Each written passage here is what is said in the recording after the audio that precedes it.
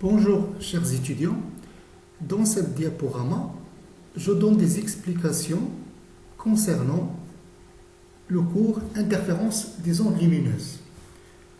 Comme vous le voyez ici sur ce schéma-là, vous avez l'exemple d'interférence d'ondes mécaniques. Donc vous avez ici deux sources de rides qui se forment sur l'eau, créées par ces deux pêcheurs. Vous voyez la zone entre les rides qui proviennent des deux sources. Dans cette zone-là, vous voyez qu'il y a formation des franges. Ça veut dire que la forme des fronts d'onde ici ne ressemble pas aux fronts d'onde sur les deux périphéries. Un exemple ici d'onde plane, c'est un exemple schématique. Supposons qu'on a deux ondes planes, l'onde 1 et l'onde 2. Vous voyez que les fronts d'onde ici sont plans, sont droits. Alors, la zone d'intersection entre ces deux ondes planes, vous voyez qu'il se forme ici des taches ou bien des franges. Un autre exemple, supposons qu'on a deux ondes sphériques qui sont très voisines. Alors, la zone où il y a interaction entre les fronts d'onde des deux sources, vous les voyez ici, ils sont formés par des taches ou bien des franges. Un dernier exemple ici, schématique, que vous voyez.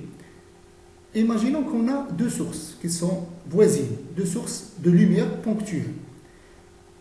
Alors, vous voyez ici la zone d'intersection des deux sources. Dans cette zone-là, vous voyez des taches. Dans les zones qui sont loin ici, par exemple, cette zone elle est atteinte par la lumière provenant de cette source-là. Donc cette zone-là ici, la lumière elle sera uniforme. Et pareil ici. Le phénomène des interférences peut aussi se manifester sous forme de coloration ou bien irisation. Vous voyez sur cet exemple-là, vous avez une couche d'huile étalée sur une nappe d'eau. Alors, vous voyez ici qu'il y a la formation des colorations. Vous avez un exemple ici sur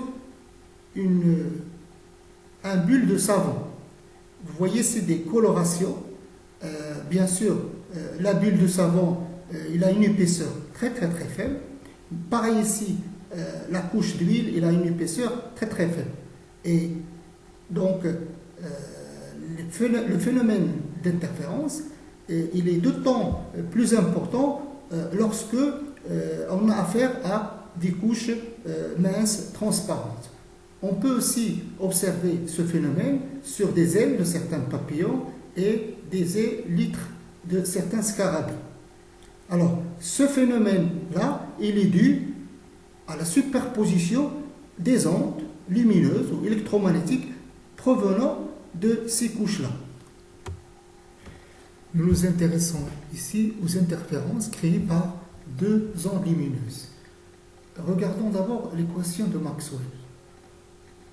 Donc, on voit que ça constitue une équation différentielle linéaire, et donc il vérifie l'équation ou le principe de superposition. C'est-à-dire que si Ψ1 est une solution de cette équation, qui représente une onde, et Ψ2 est une solution de cette équation, qui représente une deuxième onde, alors la somme de ces deux solutions, ça reste une solution de l'équation de Maxwell. Donc, considérons un point P de l'espace, par exemple le point il est là, et considérons deux sources S1 et S2. Dans la suite, on va supposer qu'on travaille avec des ondes harmoniques progressives, planes, pour faire simple. Et donc, au point P, il y a l'effet des deux sources S1 et S2. On suppose que le champ électrique créé par S1 et le champ électrique créé par S2 sont parallèles. les deux sources S1 et S2, ils produisent deux ondes planes, donc deux directions K1 et K2. En notation complexe, je peux écrire par exemple le champ électrique associé à S1 comme suivant. E01, l'amplitude, l'exponentielle de J c'est le nombre complexe, I, K c'est le vecteur d'onde, scalaire R1 c'est la distance entre S1 et le point P, moins oméga T, oméga c'est la pulsation, plus Y1 c'est l'état initial ou la phase à l'état initial, la phase à l'origine. O2 ça s'écrit de la même manière, vous avez une amplitude et vous avez la distance entre S2 et le point P et vous avez bien sûr une autre phase à l'origine. Donc le champ résultant c'est la somme E1 plus E2. Alors on suppose ici que les deux sources ont la même fréquence, ça veut dire des sources synchrones. Calculons d'abord l'intensité. En notation complexe, l'intensité s'écrit comme E fois E étoile, c'est-à-dire le module de E au carré. Alors, si je remplace E par sa valeur ici, et j'effectue le produit de E fois E étoile ça veut dire E bar, conjugué. J'obtiens cette expression-là en utilisant bien sûr les propriétés des nombres complexes. Avec E1 fois E2 étoile, ça s'écrit sous cette manière-là. Ok? Regardons maintenant l'intensité moyenne. Donc, si j'effectue la moyenne de ce I-là, ça va être la moyenne de toute cette superposition. Ça va donner, donc, I moyenne, c'est E1 au carré en valeur moyenne, plus la valeur moyenne de E2 au carré, plus 2 fois la moyenne de la partie réelle de E1 fois E2 étoile. Alors, la valeur moyenne de E1 au carré, il n'est que l'intensité. C'est l'intensité de la source S1. E2, c'est l'intensité de la source S2. C'est la valeur moyenne de E2 au carré. La phase, vous voyez ici, dans la partie réelle de E1 fois E étoile, ça s'écrit sous la forme de l'amplitude E1, l'amplitude O2 et cosinus de la différence de phase. Donc la différence de phase, c'est la différence entre ça, la phase de l'onde 1 et la phase de l'onde 2. Je l'appelle phi. Donc finalement, l'intensité résultant de la superposition de ces deux sources, ça s'écrit comme I1, l'intensité de la source 1, et I2, l'intensité associée à la source S2, plus ce terme-là. Ce terme-là, c'est le terme d'interférence. Donc c'est ce terme-là qui fait que l'intensité I est différente de I1 plus I2. Donc l'intensité résultante des deux sources S1 et S2, c'est I1 plus I2 plus 2 racine carrée de I1 fois I2, la valeur moyenne de cosinus de phi. Alors, cette différence de phase phi, ça s'écrit sous cette manière-là. Vous voyez que je peux décomposer cette différence de phase en deux termes. Le terme qui contient R1, R2 et le terme qui contient les phases à l'origine. Alors, ce terme, K1, R1 moins K2, R2, c'est un terme qui dépend, bien sûr, des trajets entre S1P et S2P. La différence des phases à l'origine, ε1 et ε2, alors, la phase à l'origine, il peut être variante en fonction du temps. Alors, si ψ1 dépend du temps et ψ2 dépend du temps et la différence est aléatoire, donc la valeur moyenne de cosinus de phi, puisqu'il va contenir du temps, il va donner 0. Et donc, ce terme-là devient nul. Et on aura I1 plus I2 égale à I. C'est-à-dire que, dans ce cas, on dit que les sources sont incohérentes. Alors, dans le cas où la différence des phases à l'origine, ε1 de t moins ε de t, même s'il varie en fonction du temps, mais ça reste constant, ce terme reste constant, alors cette valeur moyenne de cosinus de phi va être différente de 0. On aura i égale à i1 plus i2 plus ce terme. Dans ce cas, on dit que S1 et S2 sont cohérentes. Donc, pour avoir les conditions d'interférence, on a ces deux choses-là. D'abord, les deux sources doivent être cohérentes, c'est-à-dire que la différence des phases à l'origine doit être constante dans le temps, et les deux sources doivent être synchrones, c'est-à-dire qu'ils ont la même fréquence. Une petite remarque, si je considère par exemple deux sources qui sont indépendantes, qui n'ont rien à voir, ça veut dire ils ne sont pas issus d'une même source primaire. Donc s'ils sont différentes, les relations de phase ou la phase à l'origine, la différence entre les phases à l'origine, ça sera une fonction aléatoire du temps. Et donc, la valeur moyenne, ça va donner 0. Et donc, l'intensité, ça va être la somme. Et donc, si je prends deux sources qui sont indépendantes, ils ne donneront jamais des interférences. Pour expliquer de façon simple les interférences à deux ondes, on utilise le dispositif de Young. Alors, ce dispositif est constitué d'une source de lumière et d'un écran, ici que vous voyez, percé. Cet écran il est percé de deux fentes ou deux trous, S1, S2. Les deux sources, ou les deux trous sont très très rapprochés. Ces deux sources-là, S1 et S2, peuvent être considérées comme des sources de lumière secondaire provenant de S. Donc si on est dans cette partie-là, on ne voit que S1 et S2.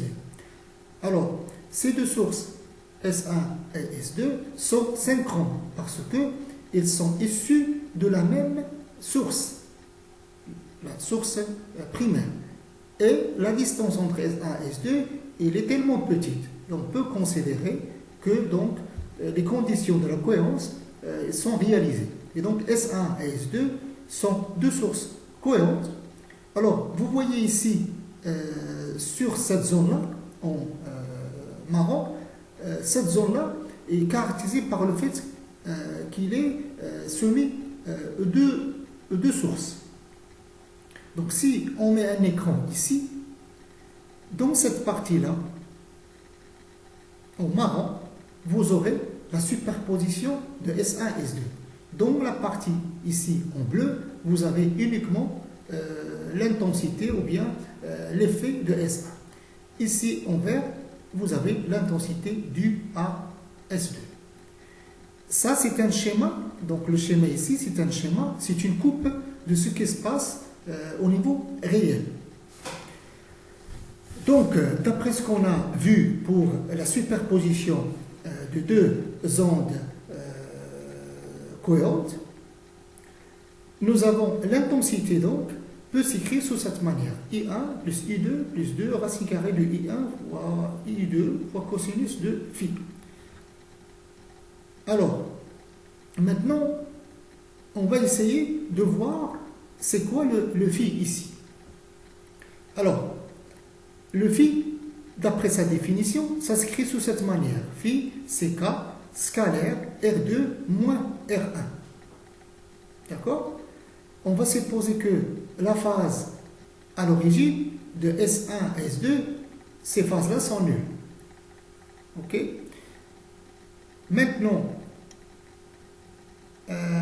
ce phi-là peut s'écrire sous cette manière-là, car le K1 et K2, on va supposer qu'ils sont parallèles avec l'axe des Z, parce qu'on va considérer un écran qui est loin des sources. Donc, dans le dispositif de Young, on considère un écran très éloigné des deux sources S1 et S2.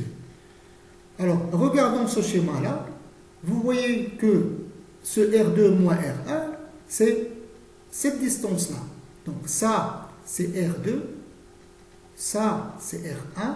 La différence, hein, avec une approximation, je peux dire ça, c'est la projection de S1 ici, sur ce rayon-là. Et donc, ce S2H, c'est R2 moins R1. Imaginons que je repère la position du point P par cet angle θ. Là, S1, S2, sa distance, je l'appelle A. Ici, c'est le milieu de S1, S2. Donc, cet angle-là, c'est θ. On peut démontrer facilement que cet angle-là, que vous voyez ici entre S1, S2 et S1H, est égal à θ parce que c'est un angle qui est formé avec ces droites-là, cette droite-là, cette droite-là, et cette droite-là, et cette droite-là. Donc, ce sont des angles formés par des droites qui sont perpendiculaires. Donc, cet angle-là, c'est θ. Donc, sinus de ce θ, c'est ça, divisé par ça. Et donc, on peut conclure que le R2 moins R1 est égal à A sinus θ. L'angle θ étant petit, sinus de θ, on peut le confondre avec tangente θ. Ce tangente θ, je le vois ici, c'est x, grand X, divisé par grand D. Et donc, R2 moins R1, l'écart de distance, qui s'écrit sous la forme A sinus θ, peut donc se confondre avec cette expression A grand X sur D. Alors, ce R2 moins R1, c'est la différence de masse, ça veut dire c'est l'écart entre la distance des deux sources au point considéré. Alors, dans l'air, l'indice est égal à 1 et donc la différence de distance, c'est la différence des chemins optiques ou la différence de marche. La phase ou la différence de phase, je peux l'écrire sous la forme de pi sur lambda fois delta, donc il s'écrit sous cette forme-là. Et donc l'intensité I ayant cette forme-là, puisque phi il dépend de x, donc l'intensité dépendra de x, ça veut dire l'intensité sur l'écran ici va dépendre de la position du point par rapport à cet axe-là. Cherchons maintenant les valeurs extrémales de l'intensité. L'intensité est maximale lorsque le cosinus de phi est égal à 1. Dans ce cas, on a phi égal à 2mπ, donc les valeurs prises par phi, et donc on peut écrire cette forme-là, phi égale à 2mπ, et ça est égal à 2π sur lambda fois delta, et donc on peut trouver les valeurs correspondantes à phi égale à 2mπ. Alors ces valeurs-là, c'est la différence de marche est égale à m lambda. Et donc, puisque la différence de marche est une fonction de x, ici, là, donc je peux trouver la position ou les positions de x qui correspondent à une intensité maximale. On trouve cette valeur m lambda t sur a. M, c'est un entier qui peut être positif ou négatif. Donc, l'intensité finalement, lorsque on a cosinus de phi est égal à 1, peut aussi s'écrire sous cette forme-là. Ça, je peux l'écrire sous la forme racine carrée de I1 plus racine carrée de I2 au carré. Donc vous voyez que l'intensité ici, il est supérieure à I1 plus I2. Regardons maintenant le cas extrême, c'est-à-dire l'autre cas extrême, l'intensité minimale. Alors dans ce cas, j'ai la valeur de cosinus de phi est égale à moins 1. Et donc vous voyez que le signe plus devient signe moins 1. Phi donc doit avoir cette formule-là. 2m plus 1 fois pi, avec m bien sûr appartenant à z. Et donc ça correspond à delta est égal à 1 plus 1 demi lambda. Ça veut dire que delta est un nombre demi-entier fois lambda. Le x correspondant s'écrit donc sous cette manière-là, le demi-entier fois lambda t sur a. Si on revient maintenant à l'intensité, cette forme-là peut s'écrire sous cette forme-là. Ça veut dire que l'intensité I, il est inférieur à I1 plus I2. Donc, finalement, l'intensité sur l'écran ici, si je prends cet axe-là, est une fonction de x. L'intensité n'est pas constante, n'est pas égale à I1 plus I2, mais au fait, l'intensité, il est fonction de x et on a des franges brillantes et des franges sombres qui sont données par ces deux équations. Donc, les positions des franges brillantes sont données par m lambda d sur a. Connaissant lambda d sur a, sa valeur, une valeur numérique, donc tout ce qui est m fois lambda d sur a, par exemple, m égale à 0, je suis là, donc j'ai une frange brillante. M égale à lambda d sur a, m égale à lambda d sur a fois 2, etc. Et pour des franges qui sont sombres, je prends par exemple m égale à 0 ici, j'obtiens 1 demi, donc ça va être la moitié ici. Et m par exemple est égal à moins 1, ça va donner moins 1 demi, etc. Et donc j'obtiens une répartition de part et d'autre de l'origine O des franges essentiellement les plus visibles sont les franges brillantes et sombres. Dans le cas des dispositifs des fentes de Young, nous avons les intensités I1 et I2 des deux sources, S1 et S2, sources secondaires, elles sont égales. Donc, on pose I1 égale à I2 égale à I0, et l'intensité résultante maintenant peut s'écrire sous cette manière, 2I0, 1 facteur de 1 plus cosinus de phi, ou encore il peut s'écrire aussi sous la forme d'un 4I0 cosinus au carré de phi sur 2.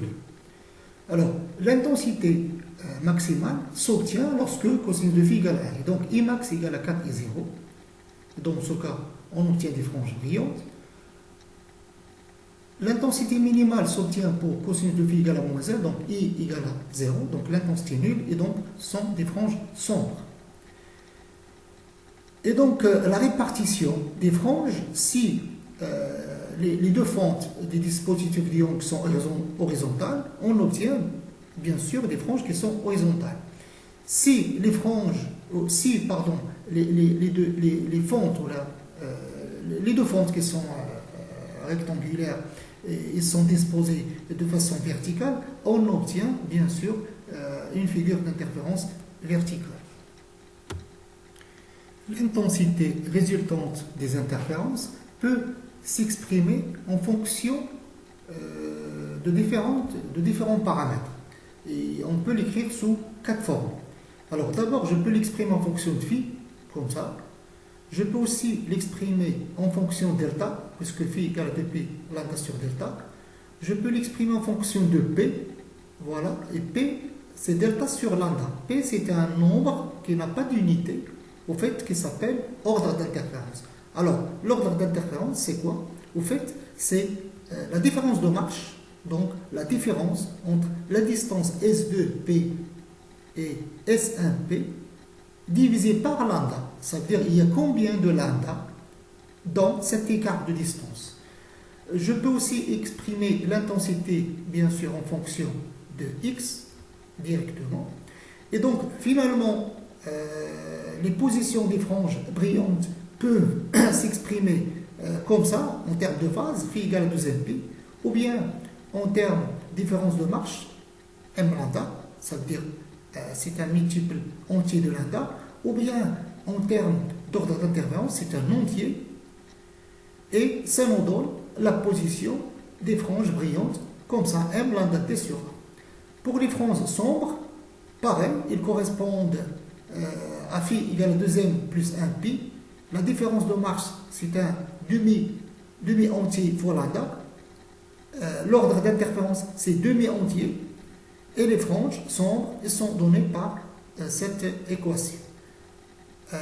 Maintenant, l'interfrange. Puisque la répartition des franges d'interférence, la répartition est régulière, donc vous voyez que la distance entre les franges, entre deux franges brillantes, est constante. Et c'est la même chose pour les franges sombres. Donc pour trouver le pas, disons la distance entre deux franges brillantes consécutives ou bien deux franges sombres consécutives, on peut utiliser la forme ici littérale, la différence entre les abscisses de deux franges qui sont consécutives. Donc I, c'est x, par exemple, de la frange brillante m plus 1, moins x de la frange brillante m. En utilisant l'expression de x en fonction de m, j'obtiens finalement I égale à lambda d sur A. Donc l'interfrange est égal à lambda d sur A. Donc je représente ici un schéma simplifié du dispositif du fond de Young. Donc vous avez la source, vous avez les deux trous, S1 et S2, et vous avez l'écran ici. Donc les franges seront disposées sur cet écran-là. Donc elles seront perpendiculaires à cet écran-là. Ce sont des droites, donc placées perpendiculairement à l'écran. Leurs équations, on les a déjà obtenues. Maintenant, une notion aussi importante qu'on retrouve dans des exercices, c'est la frange centrale. Alors, la définition de la frange centrale qu'on va utiliser, c'est la suivante. La frange centrale, elle correspond à une différence de marche est égale à 0. Alors, différence de marche est égale à 0, ça veut dire que le chemin optique entre S, S1, P, S, S2, P, ces deux schémas optiques sont les mêmes. Ça veut dire que la différence de marche est égale à 0. Donc, si on pose l'équation latérale delta égale à 0, on cherche le x, on va trouver que x il correspond à 0. Et donc, la frange centrale ici, elle est située au centre.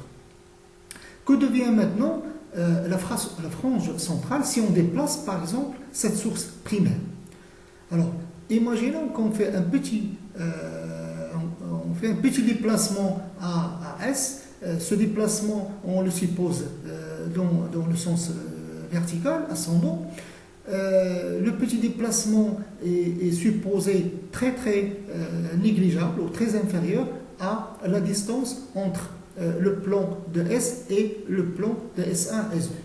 Alors dans ce cas, on doit reprendre le calcul de la différence de marche pour calculer la différence de phase. Donc les étapes suivantes, nous avons phi égale à 2pi sur lambda delta.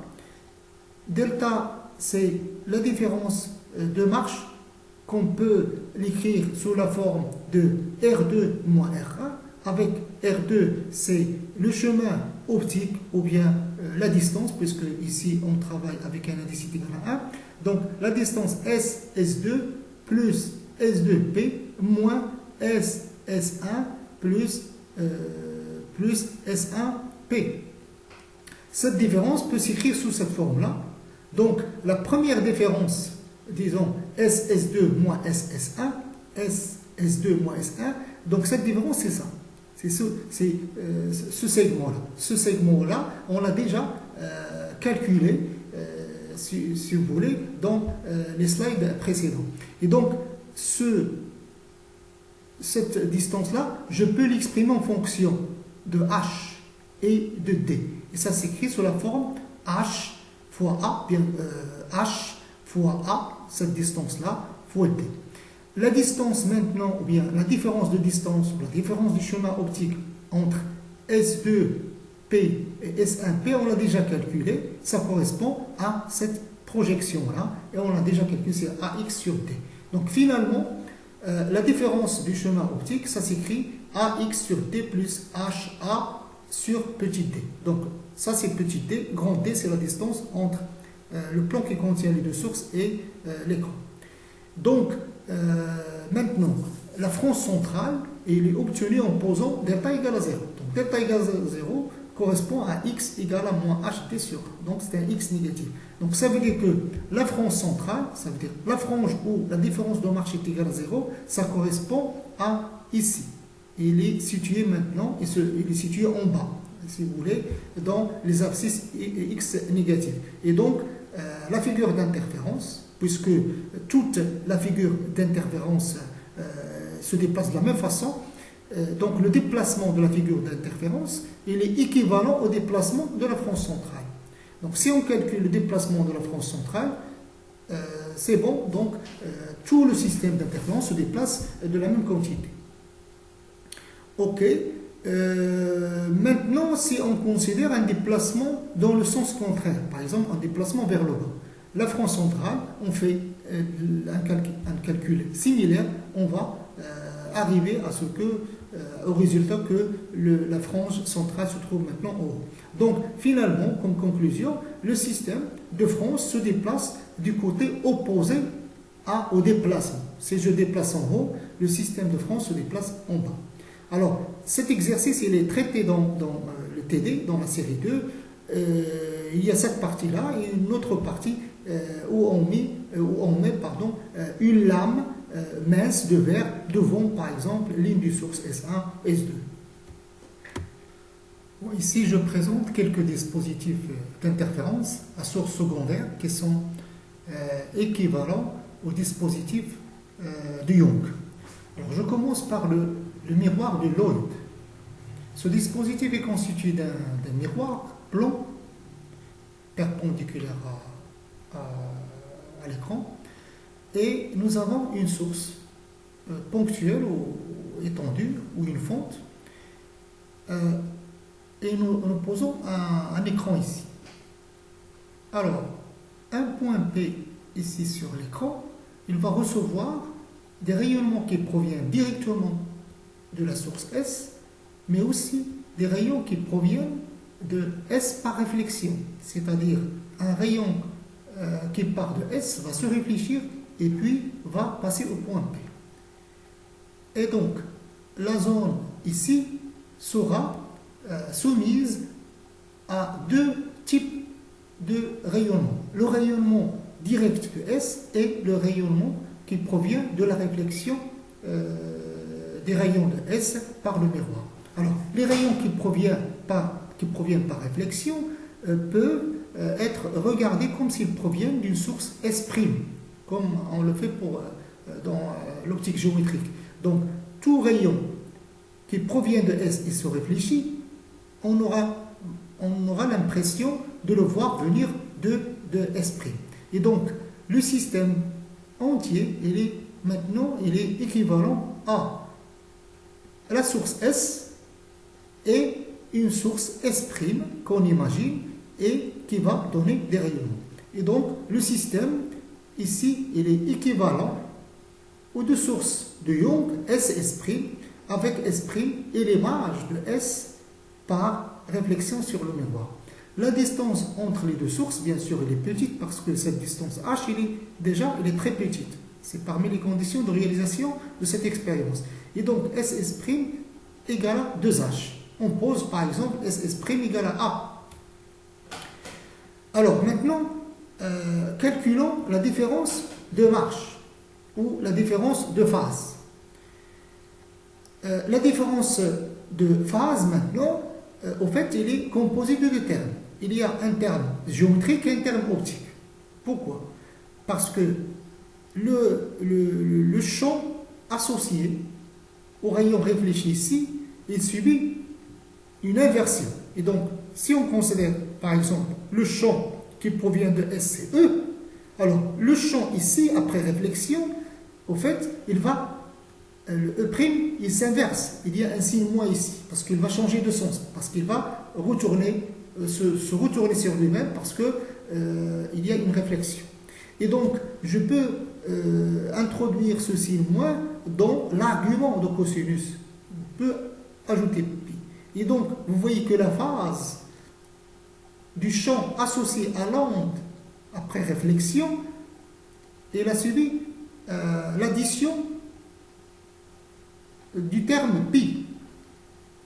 Et donc, la différence de phase entre le champ électrique E et le champ électrique E', c'est la différence de phase qu'on connaît, qu'on a déjà étudiée, c'est la différence de phase géométrique, plus pi. Donc ce pi, il provient d'ici.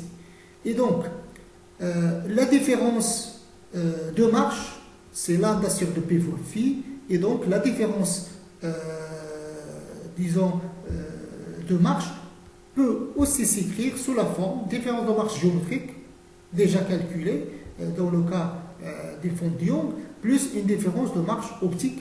Cette différence de marche optique, c'est l'équivalent de pi ici en termes de phase. Ça veut dire, je multiplie lambda sur 2pi fois pi, et je vais avoir lambda sur 2. La différence de marche géométrique, c'est ax sur t, c'est ce qu'on a trouvé dans les fonds de Young, pour les fonds de Young, pardon. Et donc, finalement, la différence de marche, ça s'écrit de cette manière-là, et à partir de cette différence de marche, cette différence de phase, on peut trouver les positions des franges sombres et des franges brillantes. Alors cet exemple-là, il est traité normalement dans la série des TD. Maintenant, regardons la zone où on peut avoir le phénomène d'interférence. Alors, les rayons qui proviennent de S et qui se réfléchissent sur le miroir, d'accord, leur zone, elle est limitée. Donc, les rayons qui proviennent par réflexion, ils sont situés entre l'extrémité ici A du miroir et l'extrémité B. Et donc, les interférences, on ne peut les avoir que ici, dans cette zone-là. D'accord? C'est la zone où il y a les rayons qui proviennent de S', puisque S, ici, il illumine tout l'espace. Si on pose un écran ici, vous voyez que la partie qui est atteinte par les rayons réfléchis, c'est cette partie-là. C'est là où on aura des interférences. Ici, par exemple, dehors, et là, en bas, on n'aura pas d'interférence.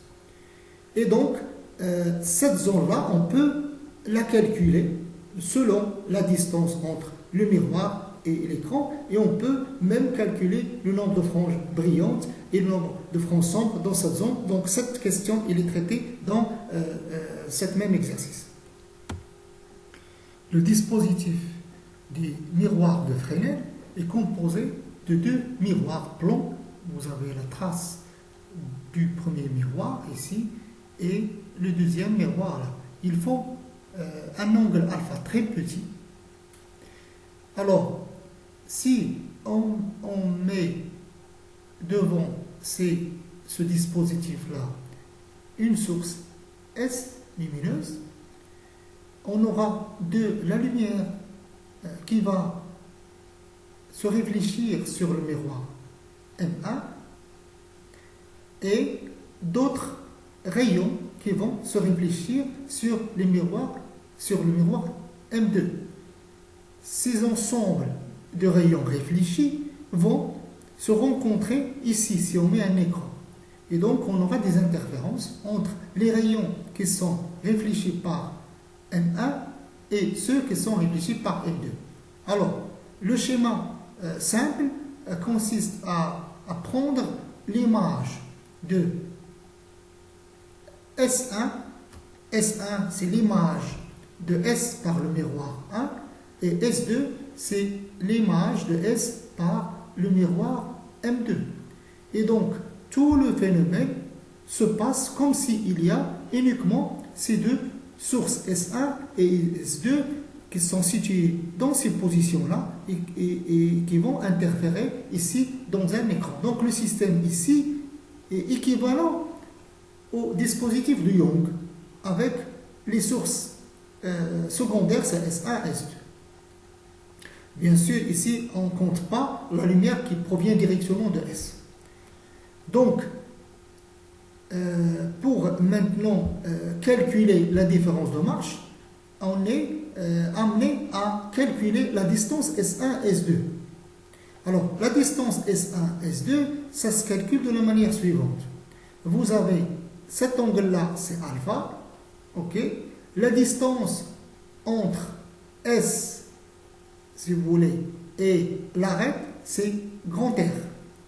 Donc, on peut utiliser les propriétés de l'optique géométrique, puisque ici, ce S-là, va tourner de 2 alpha, bien sûr, parce que l'angle entre M1 et M2, c'est alpha. Donc, S1, c'est l'image de S par le premier miroir.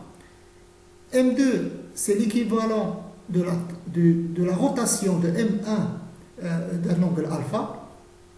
Et donc, l'image S1 va tourner de 2 alpha. Et donc, cet angle-là, c'est 2 alpha, l'angle entre S1, S2 et l'arête.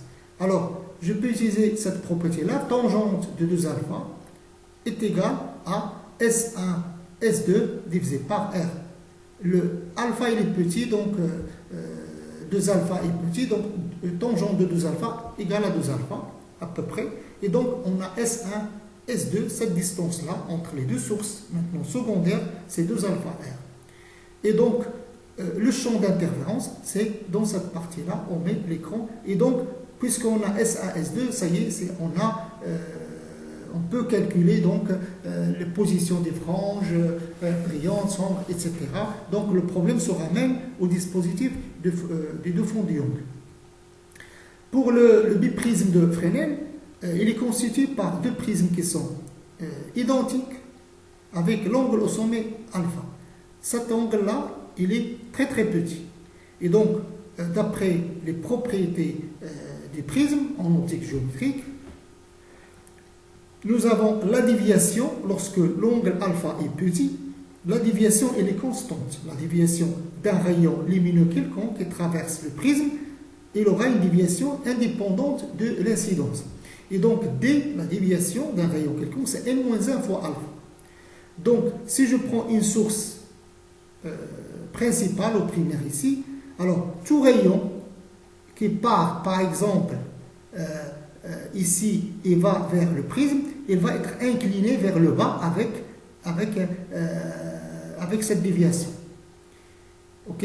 Donc, si je considère, pour simplifier, ce rayon-là, qui est horizontal, il va être dévié vers le bas avec la déviation D.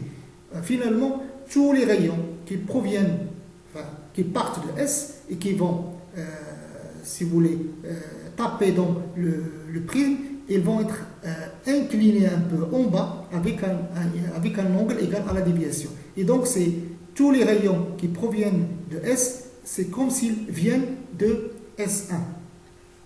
Même chose, le même phénomène se produit pour S2. Mais ici, on inverse la situation, puisque tout rayon qui part de S et tape ici, il va aller toujours vers la base. Et on a toujours la même déviation. Et donc, finalement, nous aurons ici, en cet espace-là, c'est comme s'il y a 2 sources, S1, S2. Cette source n'existe plus.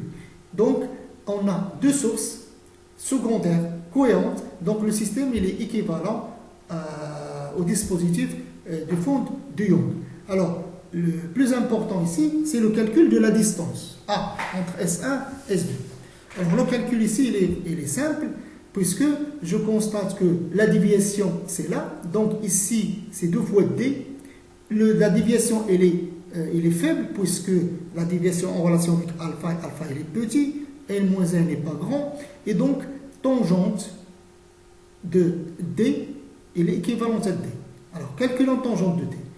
Nous voyons ici que tangente de D, par exemple ici, là, ça c'est D, égale à cette distance-là, qui est égale à A sur 2, divisé par la distance petit d. Et donc, je peux dire que la distance S1, S2 est égale finalement à 2 petit d, N-1 fois alpha. Le champ d'interférence, c'est toute la zone là, et il est limité bien sûr par, si vous voulez, les droites S2A à l'écran et S1A à l'écran. Le bilantier de billet, en fait, c'est 2 morceaux d'une même lentille. Par exemple, cette lentille-là, sur cette image, vous avez une source et vous avez son image S'. Alors, on sait que la relation entre cette distance-là, D' et D, est donnée par la relation de conjugaison. Alors, si maintenant on sépare cette lentille en deux morceaux, comme ici par exemple, au lieu d'avoir une seule image S', on obtient deux images.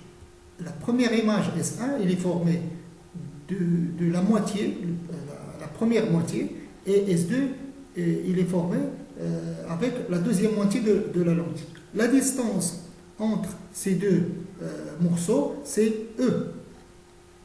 Donc, on peut dire ici que les rayons qui proviennent de S se partagent en deux types de rayons. C'est les rayons qui proviennent de S et les rayons qui proviennent de S1, pardon, et les rayons qui proviennent de S2. Ces rayons-là, ils interfèrent ici. Alors, donc, ce dispositif, il est équivalent au dispositif de Young. Alors, il faut déterminer bien sûr la distance S1, S2. Alors, S1, S2, je peux la déterminer en remarquant ici que, par exemple, les triangles semblables qui sont formés par ce point-là, là, S1, S2, ici. Donc, je peux dire ici que dans le triangle S1, S2, S, on peut utiliser cette propriété. On a A sur E est égal à cette distance-là, D plus D', divisé par la distance D. La distance D, pardon, on l'obtient par cette équation puisqu'on connaît la distance D. Et donc, finalement, on peut écrire A sous cette forme. Donc, une fois on a A, on peut donc travailler comme dans le cas des deux fentes de Young. Dans le dispositif de Young, on a supposé que la lumière était monochromatique. Si, par exemple, on a affaire à une lumière rouge, on aura bien sûr un ensemble de franges brillantes et sombres de couleur rouge. Considérons maintenant le cas où la source n'est pas monochromatique. Par exemple, si on suppose que la source est une lumière blanche. Alors dans ce cas, puisqu'on sait que la lumière blanche est un ensemble de radiation qui s'étale dans le visible, donc chaque longueur lambda va donner une figure d'interférence avec sa couleur propre à elle. Par exemple, le bleu va donner le bleu, le rouge va donner le rouge. Alors, puisqu'on a une superposition de toutes les figures, il n'y a pas, bien sûr, il n'y a pas de cohérence entre les différentes longueurs d'onde. Donc, les différentes figures d'interférence vont s'étaler sur l'écran. Et puisque l'interfrange n'est pas la même, puisque l'interfrange dans le cas des fonds de Young est égal à lambda D sur A, donc ça dépend de lambda. Donc, si je considère les radiations rouges, par exemple, ils auront une interfrange plus importante que les radiations bleues. Et donc, si je regarde le milieu, par exemple, dans le cas des dispositifs de Young, le milieu, vraiment, à la frange centrale, chaque longueur d'onde va donner une frange brillante. Donc, le bleu va donner le bleu, le rouge va donner le rouge, etc. Donc, on aura une sommation de toutes ces couleurs-là et on aura une lumière blanche au centre. Juste après ce centre-là, on aura des colorations, une irisation. Ça veut dire, on va d'abord voir la couleur bleue, la première frange brillante de la couleur bleue, puis la couleur verte, puis la couleur rouge, etc. Et donc ici, on obtient une coloration, une irisation que vous voyez ici, là, à ce niveau-là. Là, vous avez la frange centrale, elle est blanche. Là, vous avez des irisations. Et après, on aura peut-être du blanc d'ordre supérieur. Ça veut dire on aura une couleur qui est blanche, mais pas parfaitement blanche, où il manque des radiations. Cette question sera traitée dans l'exercice 2 de la série numéro 2.